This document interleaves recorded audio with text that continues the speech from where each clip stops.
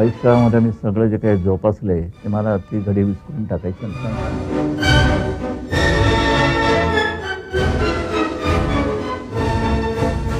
अमोघ आणि सडेतोड वक्तृत्व, अफाट संघटन कौशल्य, लोकांचं भलं व्हावं ही मनामध्ये दुर्दम्य इच्छा आणि कलावंताचं हृदय, अशा अनेक गोष्टींचा विलक्षण संगम ज्यांच्या व्यक्तिमत्वात झालेला आहे, अशा आपल्या देशातील एका लोकविलक्षण नेत्याला आज आपण भेटणार आहोत.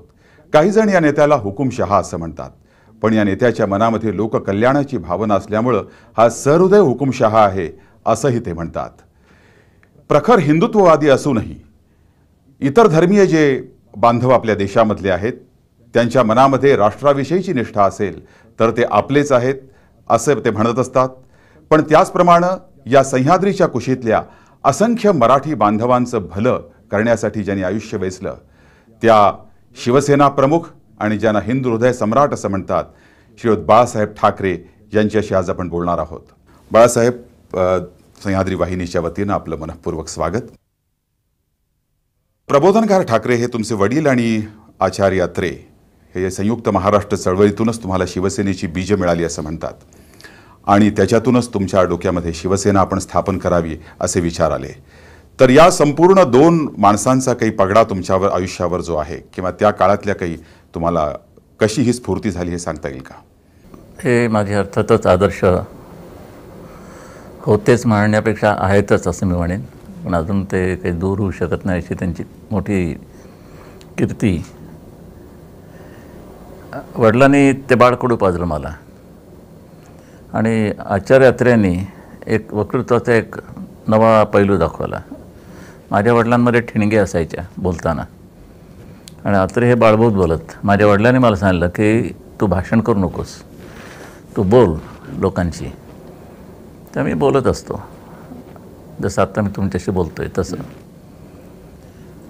संयुक्त महाराष्ट्राच्या चळवळीच्या सगळ्या ज्या बैठका व्हायच्या त्या बहुतेक आमच्या घरीच व्हायच्या. म्हणजे तुफानच गर्दी व्हायची बारक्या त्या हॉलमध्ये आणि आम्ही आपले पाण्याचे ग्लास, चहा वगैरे, कप वगैरे नेऊन द्या आणि ते वगैरे सगळं चालायचं. एक मागे जुनी आठवणही मी सांगितली होती की दादाने एकदा असेच आतमध्ये बैठक चालू असताना मला बोलवलं, इकडे म्हणे. माझा हात धरला आणि बाहेर नेलं दरवाजाच्या आणि तिकडे चिका जोडे होते, चपला, बूट, अमुक तमुक. मला म्हणाले काय? म्हटलं बूट चपला. नाही म्हणे, हे आपलं ऐश्वर्य आहे, ह्याला जप. फार थोड्यांच्या नशीब येते आणि ते आजपर्यंत मी सांभाळत आलेलं आहे. जोडे खाण्यापेक्षा सांभाळणं चांगलं. तुमच्या व्यक्तिमत्वातला हा जो फटकळपणा आहे तो कुठून आला? तो वडिलांचा गुण. वडिलांचा? हो हो, निश्चित. तो बऱ्याच लोकांना बोचत पण असेल. नाही लाज आहे. एक ठाकरी भाषा म्हणून ती आता ओळखली जाते, मान्य असो नसो. तुम्हाला काय मान्य व्हावं काय हवं तसं काही मी बोलत नाही. बरं, तो वाटल्यास म्हणा सुसंस्कृतपणा माझ्यामध्ये नाही.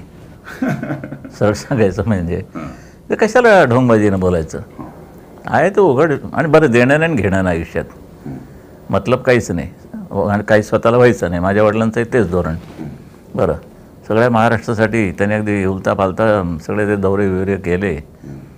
अगदी खरा ब्राह्मणासारखं नाटकसुद्धा दलितांवरती आणलं. चळवळ्याच होते माझे वडील. तर त्या बैठकीमध्ये काही विचार वगैरे जायचे त्या संयुक्त महाराष्ट्राच्या चळवळीच्या वेळेला. संयुक्त महाराष्ट्र झाल्यानंतर मुंबई आपल्याला मिळाली, 105 होतात मी देऊन. मग काही लोक यायला लागली माझ्याकडे, साहेब म्हणे अमुक अमुक ठिकाणी अर्ज केला, काही नोकरीच नाही मिळत. ते माझे मित्र होते, ते म्हणाले अरे नोकरी काय म्हणे, थोडं डिरेक्टरी काढ टेलिफोनची आणि बघ म्हणे एका कंपनीत. आणि ते बघितले मी. ही एवढी पानं नुसती दाक्षिणात्यांची, इतर काही शहा पटेलांची सगळे, आणि आपले आणि एक्झिक्युटिव्हसुद्धा त्यांचे सगळे मोठमोठे अधिकारी, आणि त्यांच्या हातामध्ये रिक्रुटमेंट. ते आपल्या गावावरनं माणसं बोलवायचे पण महाराष्ट्रातली आपली लोकं घेत नसत. त्याच्यावरती माझी ती चळवळीची स्पोलिंग म्हणा, ठिणगी म्हणा पडली. आणि मार्मिकमधनं मी कॉलम सुरू केला, एक स्तंभ चालू केला, वाचा आणि थंड बसा, आणि ते याद्यात छापायच्या. मग एक 2-3 महिने ती यादी छापत होतो, कारण त्याला काही अंतच नव्हता. मग शेवटी मी ते मथळा बदलला, वाचा आणि उठा. आणि त्या ह्याच्यातनं मग एक दिवशी मी असंच बसलो होतो, 4-5 मित्र घरी होते. हल्ली श्रीकांत राहतात तिकडे. तर दादा पलंगावर बसले होते. असा एक आडवा पलंग होता, त्याच्यावर ते बसायचे. काय रे म्हणे, तुझं असंच चालणार काय? याला काय असं संघटित रूप वगैरे देणार का, आपलं नुसतं याद्या छापत बसणार? म्हटलं विचार चालला आहे, नाव काय देणार? म्हटलं अजून काहीच नाही ठरलं. बसल्यावर ते फटकन ते बोलून दिले, शिवसेना दिलं. किती वाजले घड्याळात, काय वगैरे ज्योतिषला विचारलं, काही नाही काही नाही. नारळ आणला, फोडला महाराजांच्या तसबिरी पुढे, घोषणा दिली आमच्या एका मित्राने. शिवसेनेची सुरुवात झाली त्या तारखेपासून, म्हणजे 19 जून 1966. फारसं लौकिक अर्थाने शिक्षण झालं नसूनही हे जे वक्तृत्वाचा जो गुण तुमच्यामध्ये आला, तो तुम्ही कसा मग त्यानंतर विकसित करत गेला? काय आता शिक्षण असावं नसावं असं मी म्हणत नाही, पण शिक्षणाचा खरंच का उपयोग होतो का? जेवढे पदव्या घेऊन बाहेर पडलेत, आता उदाहरण जे स्कूल ऑफ आर्टमधून GD आर्ट, पण काही हातामध्ये ॲनाटॉमी नाही, काही नाही काही नाही काही नाही. मग अगदीच काय जमलं ना की मॉडर्न आर्ट. बरं, त्यात काय बिघडलं त्या चित्रात हे आपल्यालाही कळत नाही आणि बघणाऱ्यालाही कळत नाही, त्यामुळे ती चांगली असते. म्हणून मी नेहमी सांगतो, ह्या मॉडर्न आर्टिस्टवाल्यांनी फुटपट्टी घेऊन सरळ डायरेक्ट मारून दाखवावी, मग मी मानेन तुम्ही आत आर्टिस्ट आहात. त्या पदव्यांवरती माझा विश्वास नाही. आपलं दार सजवण्याकरता ती चांगली गोष्ट आहे, BA अमुक तमुक वगैरे वगैरे, दार सजलं, पण तुमचं काय? आणि हे वक्तृत्व हा जो प्रकार आहे, हा माझ्या वडिलांची देणगी आहे मला. बरं, किंवा आज जे ठाकरे घराणे तुम्हाला दिसते, मग उद्धव असो, राज असो, सगळी देणगी तिथून ती गंगोत्री वाहत आलेली आहे. तुम्ही स्वतः जागतिक कीर्तीचे व्यंगचित्रकार आणि संपादक सदानंद यांच्या हाताखाली तुम्ही फ्री प्रेसमध्ये फार सोन्याचा काळ होता. आणि तुमच्यातल्या व्यंगचित्रकाराचा हा शोध तुम्हाला नेमका कसा लागला, केव्हा लागला, आणि मग तो कसा विकास पावत गेला? ज्यावेळेला आम्ही कृष्णा निवासमध्ये होतो मुंबईला, आम्ही भेवंडीहून मुंबईला आलो. काहीतरी दुसरं महायुद्ध नुकतंच सुरू झालं होतं. आणि त्यावेळेला टाइम्स ऑफ इंडियामध्ये बॅनबेरी नावाचा एक व्यंगचित्रकार कार्टून्स काढायचा. बॅनबेरी त्याचे आहेत ना, इकडे कलेक्शन आहे त्याचं. मला ते काय असेल ते असं, पण मी बघत बसायचो. दादा म्हणाले, काय बघतो रे? म्हटलं हे समजतं काय तुला? आता कसलं समजणार, 14-1 वर्षाचा असेल नसेल त्यावेळेला मी, कमीच पण जास्त नाही. तर आवडतात का तुला? म्हटलं हो. काढशील का? म्हटलं प्रयत्न करीन. मग त्याने मला सांगितलं की रोज संध्याकाळी मी ऑफिसमधून येईन, त्यावेळेला तू स्केचिंग करून ठेव, मग बघू काय करायचं ते. तर मी आपलं सुरुवात केली, कसं बसं जसं आम्हाला बालवयात जमेल तशी स्केचिंग करायचं. मग दादा म्हणायचे, हातपाय धुवून चहा वगैरे झाला की मला बोलायचं, इकडे काय केलंस आज? म्हटलं हे असं केलं आहे. ही लाईन कशी गेली आणि तू कशी मारलीस, इथे कसं केलं, हा चेहरा कसा आहे, तू कसा काढलास, हे सगळं चालायचं ट्युशन आमची. मग काही दिवसांनी त्याला एक वळण आलं. हे दादांना गती होती त्या? दादा आर्टिस्टही होते, दादा सर्व काही होते, काय नव्हते ते सांगा. दादा म्हणजे साहित्यिक हा शब्द त्यांना आवडायचा नाही, भयंकर चीड, मनस्वी. ते म्हणे मला कुठची शिवी द्या मराठीत, पण साहित्यिक बोलू नका मला. त्यांचं सांगायचं असतं, त्यात त्यांची भाषा तर निराळी होती. पण ते हे होते, पत्रकार होतेच होते, प्रबोधन, स्वतः नकले होते, म्हणजे नाटकात कामं केली आहेत. आचार्य अत्रेंच्या दोन्ही चित्रपटात त्यांनी भूमिका केल्या. त्यानंतर आर्टिस्ट होते, सितारिस्ट होते, दिलरुबा वाजवायचे, तबला वाजवायचे. बरं, असा मोठा जबरदस्त माणूस होऊन गेला. म्हणजे वडीलच तुमचे त्या व्यंगचित्राच्या कलेमधले गुरु असं म्हणाला का? मग मला ज्यावेळेला स्केचिंगचं चांगलं समजायला लागलं, त्यावेळेला मग त्यांनी इंकिंगला हात घालायला सांगितलं. त्याने मग शाई आणि ब्रश आणून दिला, आता म्हणे हे कर. आम्ही ते ब्रशने करायला लागलो. असा मी डेव्हलप होत गेलो, माझी प्रगती होत गेली. तुम्ही 9-28ची लोकल पकडून असे सगळे मित्र तुम्ही त्या दादरला ट्रेनमध्ये बसायचा. काही त्यावेळेच्या काही तुमचे कोण कोण होते तुमच्या ट्रेनमधले कंपार्टमेंटमध्ये? माझ्याबरोबर होते माधव मंत्री होते, बापू नाडकर्णी, रमाकांत देसाई, त्यानंतर नरेंद्र तामाणे आत्ताच वारले बिचारे, ते एक होते. त्यानंतर टेल्कोचे सप्तर्षी होते भैयासाहेब, राम मव्हाडेकर असायचे, विठ्ठलराव गाडगीळ असायचे. असा मोठा कंपू आमचा टिंगल टवाळ्या करत जायचा असा. बरं. ते एक राणे नावाचा एक पोरगा होता तो. बरं. गेली काही वर्षात मी बरेच लोक पाहत आले की साहित्यिकांच्या तुमच्या खूप कुस्त्या होतात, म्हणजे साहित्यिकांचं तुमचं काही कुठेतरी वादावादी होत राहतात. हे असं का नेमकं?